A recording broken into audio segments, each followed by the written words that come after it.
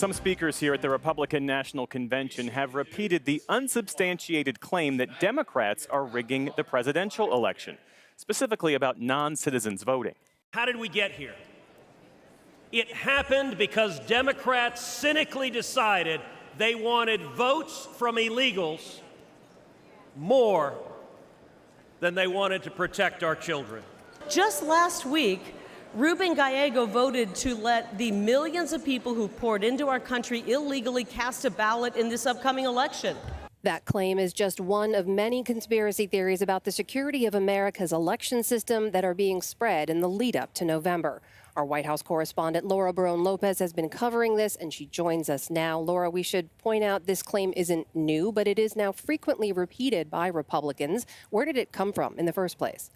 This lie dates back to 2016, Amna, when then candidate Donald Trump said that he lost the popular vote because 3 to 5 million non-citizen immigrants voted for Hillary Clinton. That's, of course, is not true. But now it's become much more pervasive among Republicans this election cycle, going all the way from Republican nominee Donald Trump to House Speaker Mike Johnson, who has repeated this baseless claim over and over again. And the House Republicans just last week passed a bill that makes it illegal for non-citizens to vote, requiring proof of citizenship. It's important to note, Amna, that it is already illegal for non-citizens to vote under federal law. And Laura, another key figure peddling this false claim is tech billionaire Elon Musk, who actually just endorsed Donald Trump. Help us understand how he is sowing doubt about the presidential election.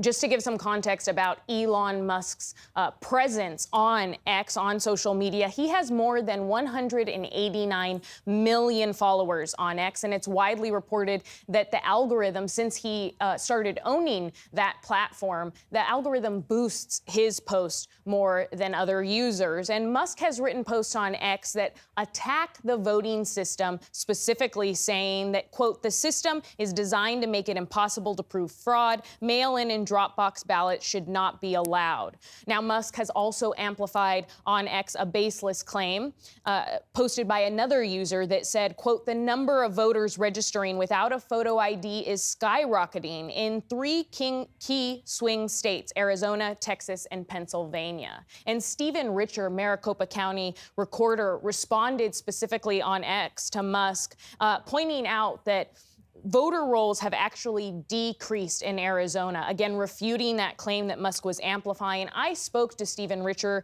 today about the impact of Musk posting and reposting these types of inaccuracies, and he told us that ultimately he's concerned that a lot of people are going to believe this and that it makes the job of election officials like himself unsustainable.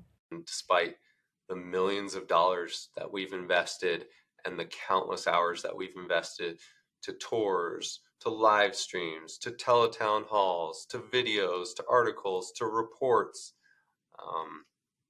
It doesn't seem like we've made a significant dent in this culture, in this movement, in this false characterization of election administration. At some point, people are going to throw up their hands and just stop trying.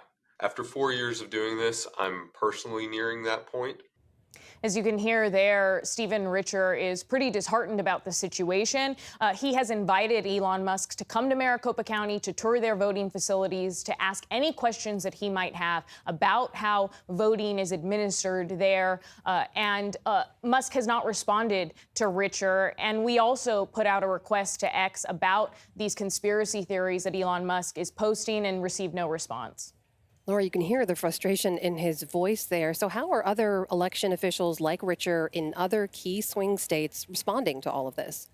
I also spoke to Michigan Secretary of State Jocelyn Benson today, Amna, and she said that her office has, quote, guardrails in place to prevent non-citizens from voting. And if a non-citizen does vote, they have effective ways of catching that afterwards and making sure that that vote is not counted. She said ultimately, though, that she's concerned that these lies about non-citizens voting could have a really negative impact on the system overall. We invite people, however, with questions to ask them so that we can answer them as opposed to simply just amplifying misinformation, because the ramifications of amplifying easily debunked untruths and lies about who's able to vote or who's voting in our elections leads to eligible voters being harassed and intimidated at the polls because someone may be showing up thinking or presuming wrongfully that that person's not eligible to vote. Secretary of State Benson in Michigan also said that she's concerned that this could lead to some eligible voters, American citizens, just deciding that they don't want to engage and that they may not participate in this year's election. Well, tell us more about that, Laura. I mean, how do these baseless claims fit into the overall effort among some Republicans to undercut confidence in the next election? This is part of a larger effort, Jeff, to sow doubt about America's election system, to convince the electorate that the country's system can't be trusted, and that if Donald Trump were to lose, that result is not legitimate. And an example of this comes from Heritage Foundation, the right-wing think tank that has issued a blueprint for a potential second Trump term. Mike Howell, executive director of the Heritage Foundation's Oversight Project, said recently at an event that as things stand right now, there is a 0% chance of a free and fair election in the United States of America. And that transition report from Heritage Foundation also claimed without any evidence that President Biden will retain power, quote, by force, and that President Biden will disregard the will of the voters, whatever the ultimate result is. And so some fear from election security experts that I've spoken to is that what happens with all this disinformation